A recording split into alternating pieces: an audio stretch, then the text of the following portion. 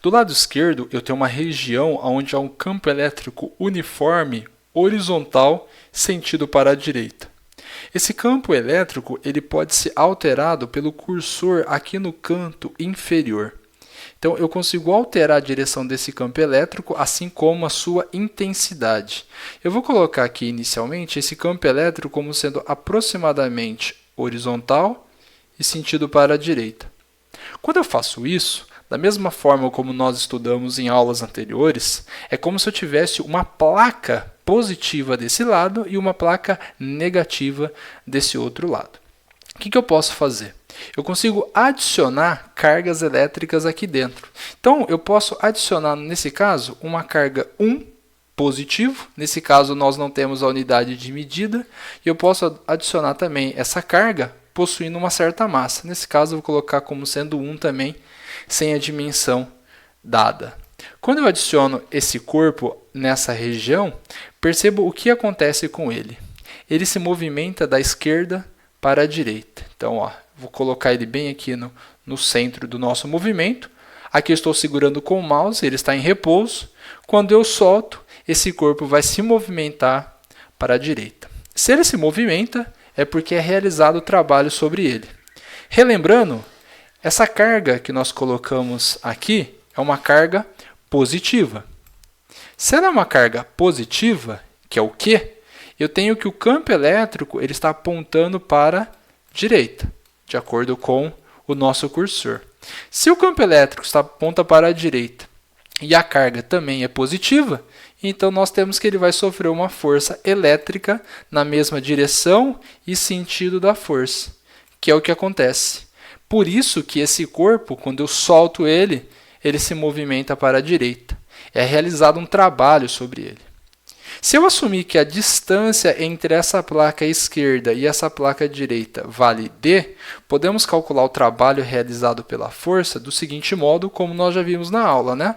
Trabalho vai ser igual a carga vezes o campo elétrico vezes a distância aplicada no exercício, que eu estou chamando de d aqui dentro. Isso é o trabalho realizado sobre a partícula. O que eu posso fazer? Eu posso mudar esse exercício no qual eu posso, ao invés de colocar uma carga positiva, eu posso colocar uma carga negativa. Com isso, vou remover essa carga inicial e vou adicionar essa outra. Quando eu adiciono ela, espera-se que aconteça. Se ela é uma carga negativa, ela vai se movimentar no sentido oposto, que é justamente o que ocorre.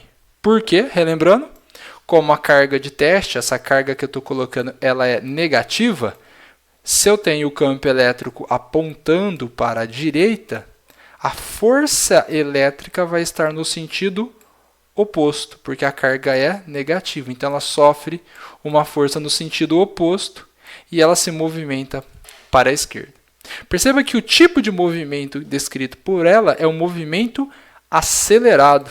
Perceba que ela começa devagar aqui no início e vai aumentando a sua velocidade com o passar do tempo. Qual é a força resultante? Estou desprezando agora a força peso, por exemplo.